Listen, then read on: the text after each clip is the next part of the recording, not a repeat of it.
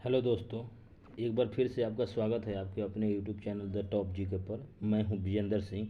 दोस्तों, जैसे कि आप लोग जानते हैं कि इस चैनल के माध्यम से मैं हिस्ट्री के सारे इम्पोर्टेंट प्रश्नों, जो ऑनलाइनर हो, ऑब्जेक्टिव हो या डिटेल में हो, वो सारे मैं प्रश्नों को मैं डाल रहा हूं, अपलोड कर रहा हूं जो भी मुझे इम्पोर्टेंट लग रहा है। मुझे भी उम्मीद है कि आप लोग पढ़कर इसके लाभान्वित होंगे।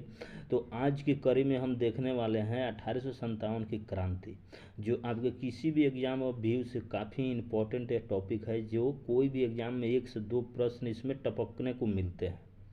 तो आइए बिना देरी किए हुए शुरू करते हैं आज के टॉपिक को।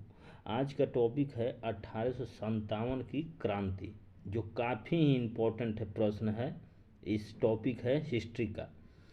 तो इसमें देखते हैं, लॉर्ड कैनिंग के गवर्नर जनरल के रूप में शासन करने के दौरान ही 1857 की महान क्रांति हुई थी। इस क्रांति का आरंभ 10 मई 1857 को मेरठ से हुआ था। ये याद रखिएगा, 10 मई 1857 को मेरठ से हुआ था। ये ऑब्जेक्टिव के लिए काफ़ी आपके लिए सब कुछ इसमें क्लियर हो जाएगा। आपको मेंस में भी लिखना हो या ऑब्जेक्टिव थी पीटी में लिखना हो, दोनों को व्यू से आपका 1857 के क्रांति का यहाँ से बीमारी खत्म होने वाला है। आगे देखते हैं, जो धीरे धीरे कानपुर, बरेली, झांसी, दिल्ली, अवध आदि स्थानों पर फैल गई।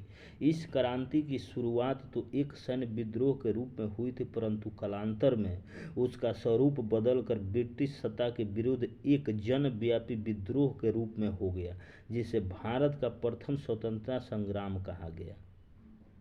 याद रखिएगा। फिर आगे देखते हैं 1857 के क्रांति के प्रमुख कारण इसमें देखते हैं। आधुनिक भारतीय इतिहास में 1857 का विद्रोह विशिष्ट स्थान रखता है, क्योंकि इसे भारत के स्वतंत्रता संग्राम का आरंभ माना जाता है।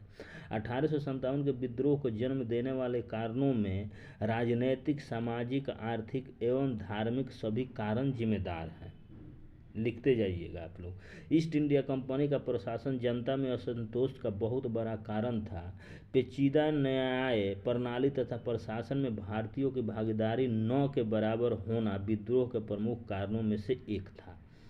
राजनीतिक कारणों में डलहौजी की व्यापक नीति और बेनेजली की सहायक संधि का विद्रोह को जन्म देने में महत्वपूर्ण भूमिका निभा रही थी। विद्रोह के लिए आर्थिक कारण भी जिम्मेदार रहे। ब्रिटिश भू राजस्व नीति के कारण बड़ी संख्या में किसान और जमींदार अपनी भूमि के अधिकार से वंचित हो गए थे। दोस्तों, आप लोग देख सकते हैं काफ़ी कितना इम्पोर्टेंट है मेंस के एग्ज़ाम के लिए। और अब अगर आप ध्यान देते हैं तो पीटी के एग्ज़ाम के लिए भी क्वेश्चन यहाँ से काफ़ी बन रहे हैं। आगे देखते हैं, 1856 में धार्मिक नियोक्ता अधिनियम द्वारा ईसाई धर्म ग्रहण करने वाले लोगों को अपने पैतृक संपत्ति का हकदार माना गया। साथ ही उन्हें नौकरियों में पदोन्नति, शिक्षा संस्थानों में प्रवेश की सुविधा प्रदान की गई। धार्मिक कार्यों की पृष्ठभूमि में इन्हें देखा जा सकता है। आगे देखते हैं, 1857 के विद्रोह के लिए जिम्मेदार सामाजिक कारणों में अंग्रेजी प्रशासन के सुधारवादी उत्साह के अंतर्गत पारंपरिक भारतीय प्रणाली और संस्कृति संकटग्रस्त स्थिति में पहुंच गई, जिसका रूढ़िवादी भारतीयों ने विरोध किया। आगे देखते हैं, 1857 के विद्रोह के अनेक सैनिक कारण भी थे जिन्होंने इसकी पृष्ठभूमि का निर्माण किया। कैनिंग ने 1857 में सैनिकों के लिए ब्राउन बैस के स्थान पर एनफील्ड राइफलों का प्रयोग शुरू करवाया, जिसमें कारतूस को लगाने से पूर्व दांतों से खींचना पड़ता था। चूँकि कारतूस में गाय और सूअर दोनों की चर्बी लगी थी, इसलिए हिंदू और मुसलमानों दोनों भड़क उठे थे। देखिए, मेन कारण यही है। मेन कारण 1857 की क्रांति का ये है। आगे देखते हैं, 1857 का विद्रोह अचानक नहीं फूट पड़ा, यह पुनर्जीवित विद्रोह था। चर्बी लगे कारतूस के प्रयोग को 1857 के विद्रोह का तत्कालिक कारण माना जाता है। चर्बी लगे कारतूसों के प्रयोग से चारों तरफ के असंतोष ने विद्रोह के लिए निर्धारित तिथि से पूर्व ही विस्फोट को जन्म दे दिया।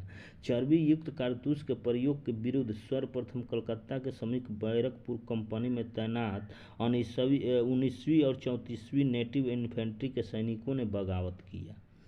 29 मार्च 1857 को मेरठ छावनी में तैनात 34वीं इन्फेंट्री के एक सैनिक मंगल पांडे ने चर्बी के लगे कारतूसों के प्रयोग से इनकार करते हुए अपने अधिकारी लेफ्टिनेंट बाग और लेफ्टिनेंट जनरल हुसन, देखिए ये याद रखिएगा, और जनरल हडसन की हत्या कर दी। 8 अप्रैल 1857 को सैनिक अदालत के निर्णय के बाद मंगल पांडे को फांसी की सजा दी गई।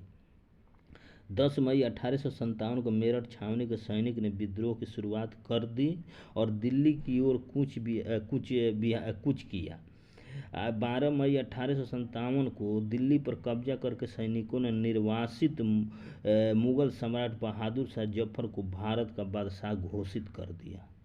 देखिए टॉपिक, देखिए आप लोग याद रखिएगा, लिखते जाइए।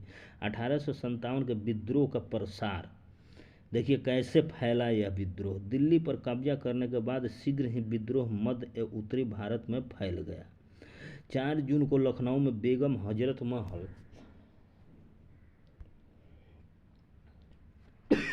सॉरी 4 जून को लखनऊ में बेगम हजरत महल के नेतृत्व में विद्रोह का आरंभ हुआ, जिसमें हेनरी लाटेस की हत्या कर दी गई। 5 जून को नाना साहब के नेतृत्व में कानपुर पर अधिकार कर लिया गया।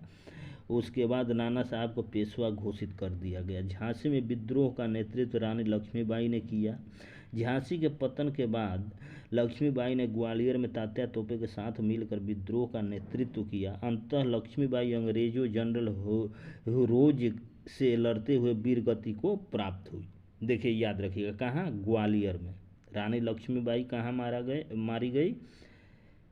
हुरोज के द्वारा ग्वालियर में। ये टॉपिक याद रखिएगा। आगे देखते हैं, रानी लक्ष्मीबाई की मृत्यु पर जनरल हिरोज ने कहा था, भारतीय क्रांतिकारियों में यह सोई हुई औरत मर्द थी। ये भी पूछ सकता है एग्जाम में आपसे। तात्या तोपे का वास्तविक नाम रामचंद्र पांडुरंग था। वे ग्वालियर के पतन के बाद नेपाल चले गए, जहां एक जमींदार मान सिंह के विश्वासघात के कारण पकड़े गए और 18 अप्रैल 1859 को उन्हें फांसी पर लटका दिया गया। बिहार के जगदीशपुर में वहाँ के जमींदार कुंवर सिंह 1857 के विद्रोह का झंडा बुलंद किया। मौलवी अहमदुल्ला ने फैजाबाद में 1857 के विद्रोह का नेतृत्व प्रदान किया। इसमें सारे कवर हो जाएंगे। 1857 से जितना प्रश्न बनते हैं सब कवर हो जाएंगे। 1800 अंग्रेजों ने अहमदुल्ला की गतिविधियों से चिंतित होकर उन्हें पकड़ने के लिए 50,000 रुपये का इनाम घोषित किया था। खान बहादुर खान ने रुहेलखंड में 1857 के विद्रोह का नेतृत्व प्रदान किया था, जिन्हें पकड़कर फांसी दे दी गई। ये भी पूछ सकता है पीटी एग्जाम में, अहमदुल्ला शाह को अंग्रेजों ने पकड़ने के लिए कितने रुपये का इनाम दिया था। राजकुमार सुरेंद्र शाही और उज्जैन शाही ने उड़ीसा के संबलपुर में विद्रोह का नेतृत्व किया। आगे देखेंगे, मणिराम दत्त ने असम में विद्रोह का नेतृत्व किया। बंगाल, पंजाब और दक्षिण भारत के अधिकांश हिस्सों में विद्रोह में भाग नहीं लिया। देखिए यहाँ बनता है, बंगाल, पंजाब और दक्षिण भारत के अधिकांश हिस्सों ने विद्रोह में भाग नहीं लिया। आगे देखते हैं, अंग्रेजों ने एक लंबे तथा भयानक युद्ध के बाद सितंबर 1857 में दिल्ली पर पुनः अधिकार कर लिया। अगला देखते हैं, 1857 के विद्रोह के परिणाम क्या हुए। विद्रोह के बाद भारत में कंपनी शासन का अंत कर दिया गया तथा भारत का शासन ब्रिटिश क्राउन के अधीन कर दिया गया।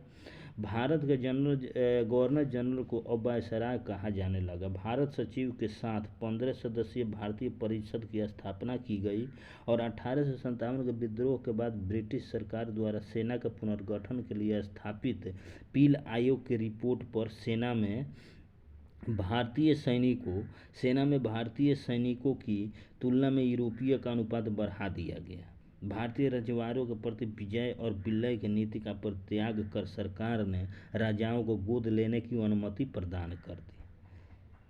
1857 के क्रांति के जांच के लिए किस आयोग का गठन किया गया था? पील आयोग, याद रखिएगा।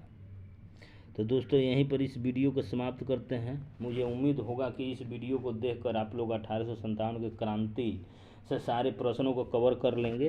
दोस्तों इस टाइप के वीडियो को पाने के लिए आप लोग अगर चैनल पर नए हैं तो चैनल को सब्सक्राइब कीजिए, शेयर कीजिए, बेल आइकन को दबाइए। इस प्रकार के वीडियो बनाने के लिए बहुत ही समय लगता है दोस्तों।